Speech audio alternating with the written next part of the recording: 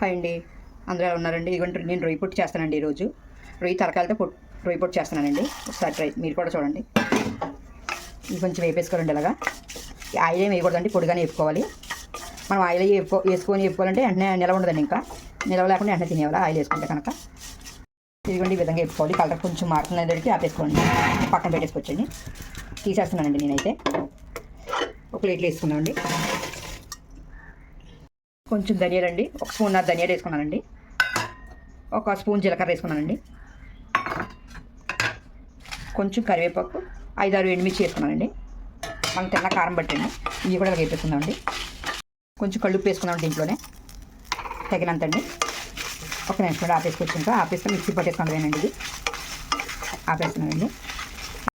ఇది కొంచెం చల్లారండి. చల్లారిన తర్వాత మిక్సీ పట్టేసుకోవాలండి. ఇంకా అది ఉండలా పట్టినప్పుడు 5-6 ఎల్లుల్లిపాయ రేకలు వేసుకుందామండి. ఒకసారి మిక్సీ పట్టేద్దామండి. డ్రై పొట్టు రెడీ అండి. వేడివేడి అన్నంలో అన్నా సరే, పప్పును అంటారు కదండి, అదన్నా సరే, నెయ్యి అన్నా సరే వేసుకొని వేడివేడి అన్నంలో వేసుకొని తింటే చాలా బాగుంటుందండి. మీకు నచ్చితే లైక్ చేయండి, షేర్ చేయండి, సబ్స్క్రైబ్ చేసుకోండి.